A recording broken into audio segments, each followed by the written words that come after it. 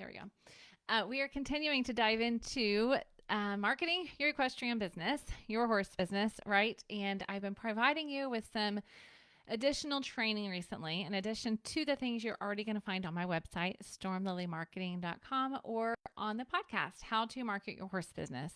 Because I know that I've made some new friends here on Facebook and Instagram lately, and I want to talk to you guys specifically about social media versus websites today. All right. So we're going to dive into specifically if you're leaving money on the table. Okay. Now, here's why I'm saying that. Some of you that are listening, you either don't have a website or your website is completely out of date and you haven't touched it. You haven't even been on there in a while. You don't even have contact with the person who did your website originally. So you don't know how to edit it. I know that some of you, because I have talked to you. And so what I want to share with you today is specific to why you should not be relying 100% on social media to market your equestrian business and the opportunity that you're leaving on the table for booking clients and customers if you do not have a website. Okay, now I know that some of you are saying, Denise, I actually have a really active page. I really have a ton of followers on Instagram or on Facebook or on YouTube or on TikTok, right? Wherever you're at, you're saying, Denise, I have a ton of followers. Isn't social media enough for me? I'm getting business.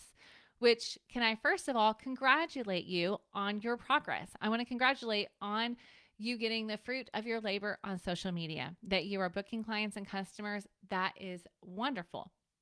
Now, what I would tell you though, is that if you're relying solely on social media to market your equestrian business, you absolutely are leaving money on the table. And can I just tell you up front, you are risking a whole heck of a lot when it comes to your business, because what happens when you or if you lose access? That is the biggest reason that I'm going to tell you. Before we dive into the 4 that I've listed, I'm going to give you a bonus reason right off the bat. We know that there are account after account that has been closed down, shut down, hacked into on social media, and then you completely lose access to that following that you've created, the work that you've done, the hard work that you have put into building, right? The following that you've put into, you lose access immediately if that happens to you. Now, yes, some people are able to get access to their accounts again. Many and most that I have talked to have not gotten access to their account again. So if you're relying 100% on social media, just from off the bat, can I just remind you that you need to consider what happens if you lose access, okay? So there's that. And let me just tell you this. That does not just happen to the big guys. Okay, so I used to have a membership, and I had a member who, I want to say her account maybe had about 1,200 followers on Instagram, and it got hacked. And I was getting these messages about buying Bitcoins, and it was this whole mess. It took forever for her to get Instagram to even take it down. And she's not one of the big guys. She's just like you and me. She's an equestrian entrepreneur, and she lost access. And so she had to start from scratch. But because she had a website, she at least knew that there was a place that people could get in touch with her, right? She knew there was a place that people could go to verify the information because she had a website to fall back on, okay? So there's just a bonus for you, but I actually do have 4 reasons I want to dive into even more to share with you to help you to see that if you don't have a website, or if your website is so outdated that it doesn't even look like you're still in business, or people have to question if you're still in business and they go to your Facebook account to see if you're still in business, then my friend, you truly are leaving money on the table. You're missing out on opportunities, okay? So let's dive in, shall we? All right, number 1, the first reason I want you to understand that you're leaving money on the table is that you don't own your accounts on social. Now, I did touch on this briefly, but I want to dive into it more, okay? The idea here is that you rent your social media space and you own your website. You own your email list also, by the way. Now, social media is a great place to hang out, but you're renting it. You are a tenant of the property. And just like if you were renting a house, you have a landlord. And that landlord, in this case, owns everything that you put on there. So it's even more different than if you were renting a house, because in the home, you own your furniture, right?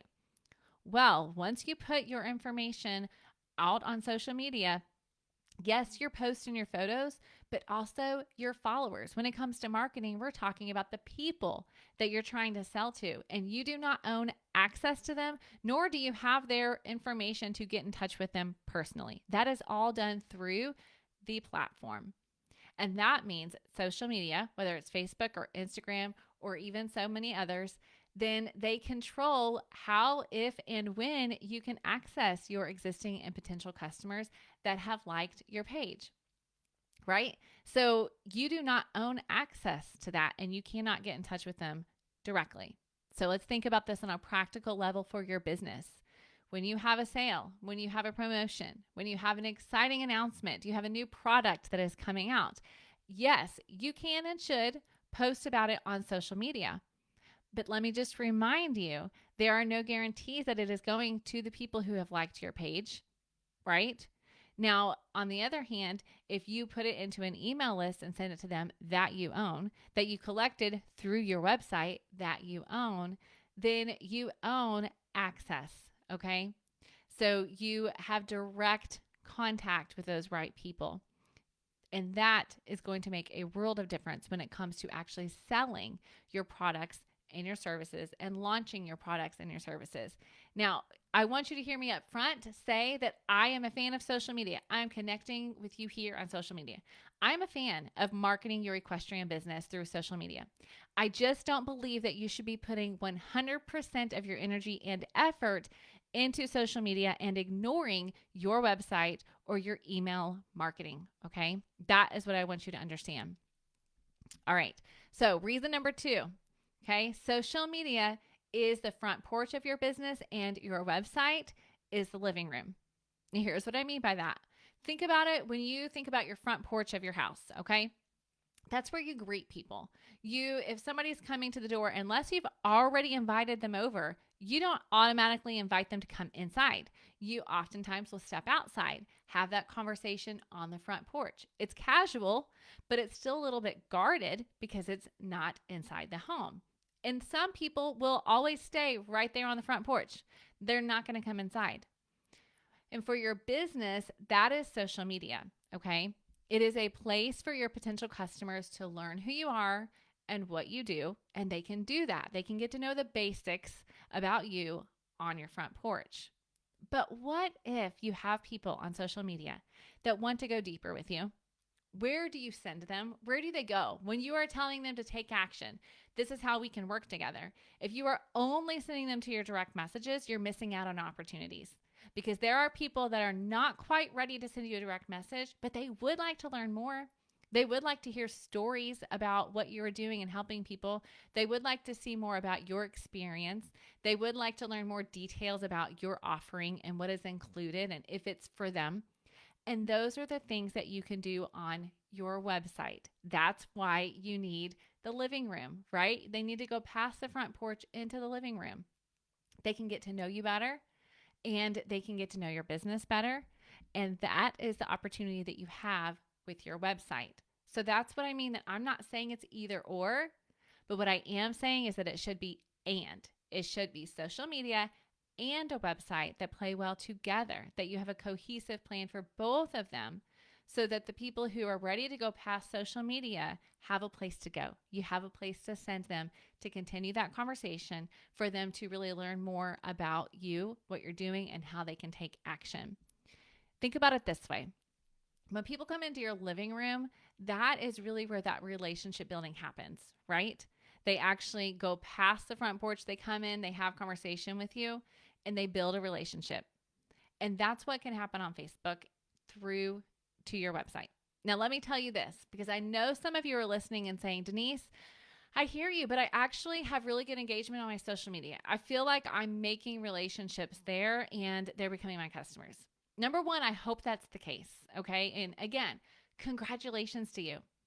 But let me also remind you that there are different types of buyers, and you may be missing out because some of your buyers are not the ones that like to engage on social media. They don't leave comments.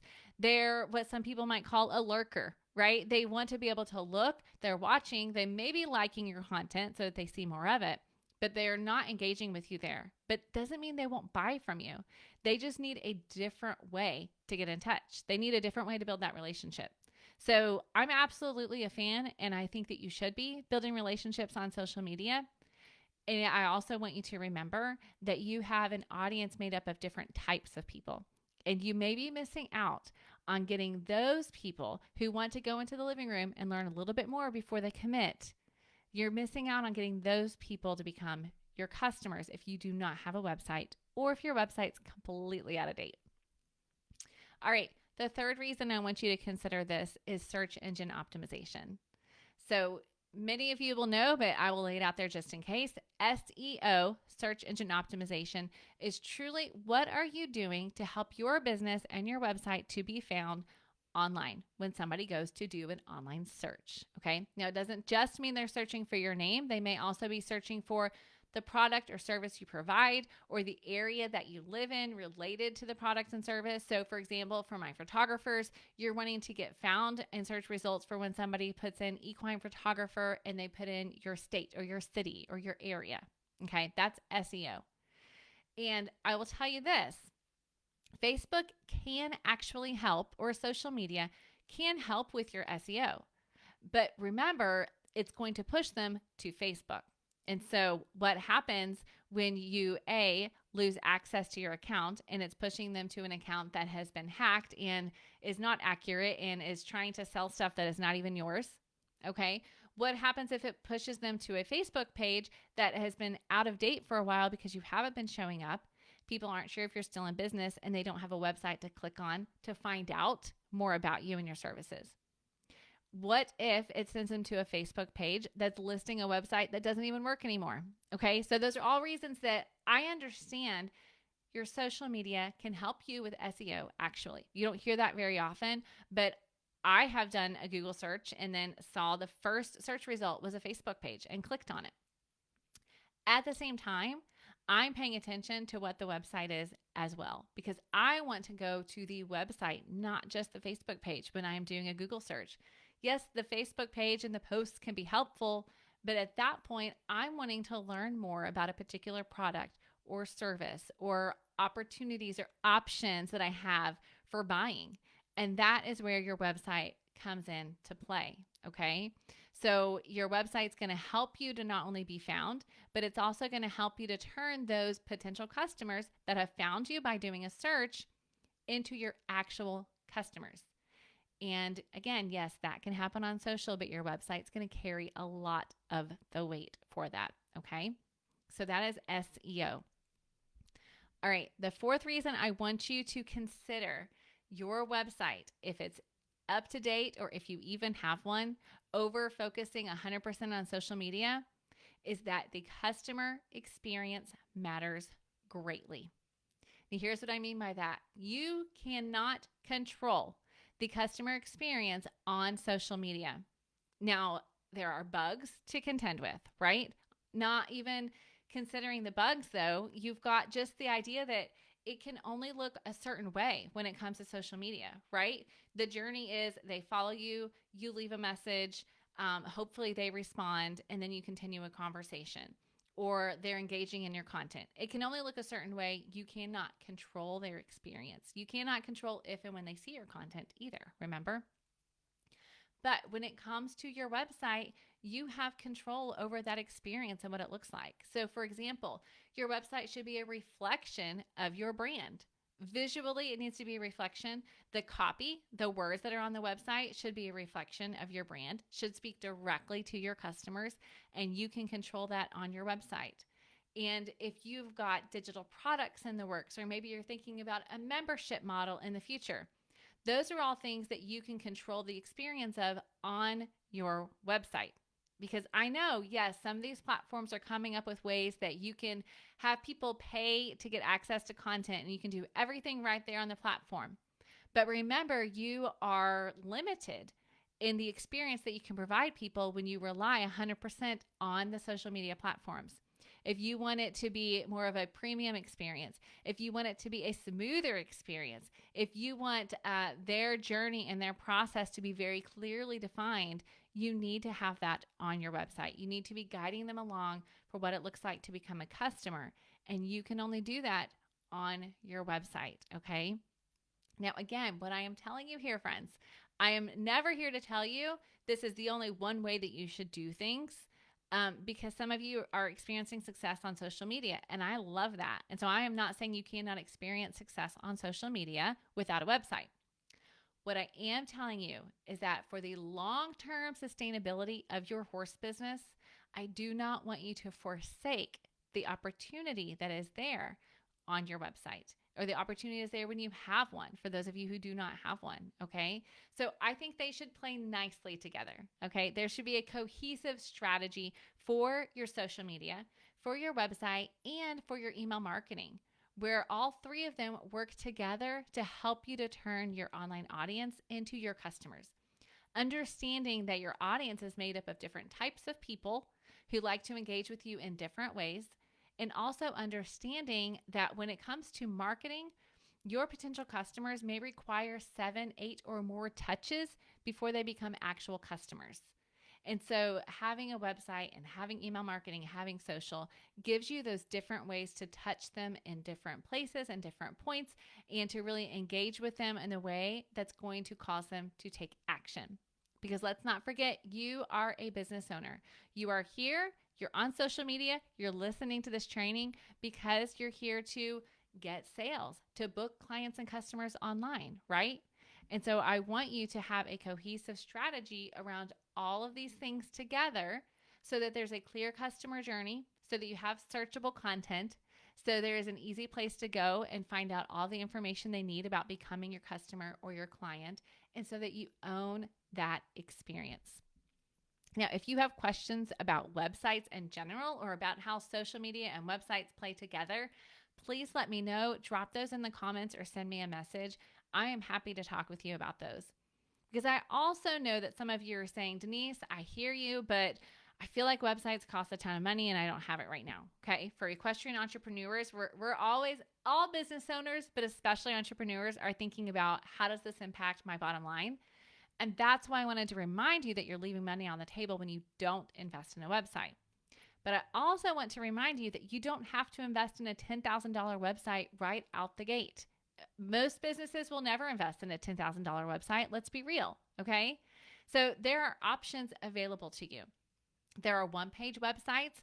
I will drop a link in the comments for the recording of this, but if you're listening live, you can go to stormlily.com/onepage, all one word, and you'll see an example there, and it will show you what's possible with just a one-page website, because you can have a clear customer journey.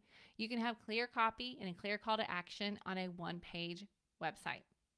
Now, I also know some of you are saying, Denise, what if I invest and then I'm not able to update it? I don't know what to do. I don't want to have to pay somebody to keep my website updated when I change my prices. I don't want you to have to pay somebody to do that either. Let's be honest. Okay. So I actually love the Wix platform for that reason, because it's so intuitive. There are lots of options available to you though. There are ways, okay, that you can have a simple website where you can still control the experience, where you can still own access to your customers through email marketing strategy, and where you can have a long-term sustainable approach to your marketing, because that's what I want you to hear. Okay. I want you to have a sustainable approach to your marketing, so that in 2 years from now, you're not relying 100% on that social media engagement, that you actually have a few legs to your marketing that are playing well together to walk you to success. Okay. And I will tell you, that is what we do inside of Take the Reins, my one-on-one coaching program.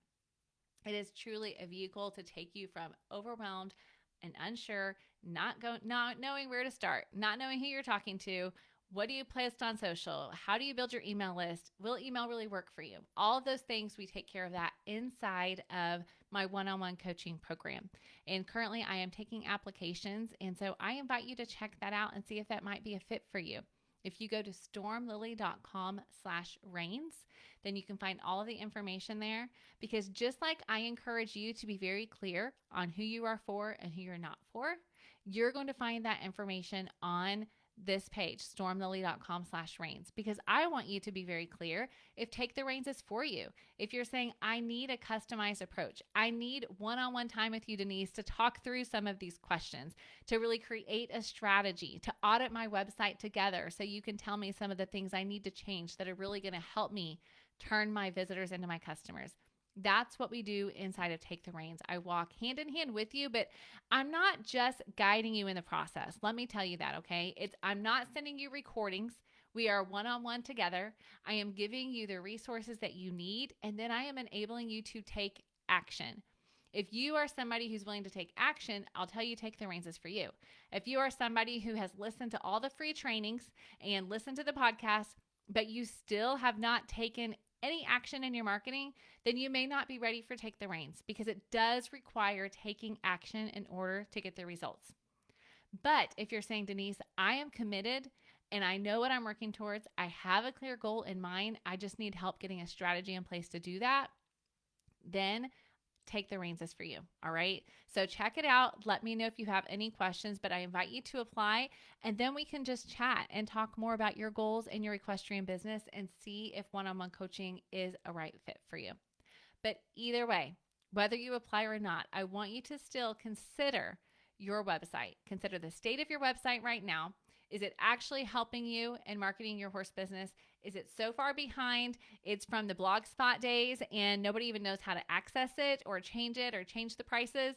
Then you need to consider an update, okay? Because it really is going to benefit your business in the long run. All right, friends, thank you so much for joining me here. I hope this has been so helpful to you. And as always, I am here for questions. Leave them and I will help you out. All right, have an amazing day and an amazing weekend. Bye.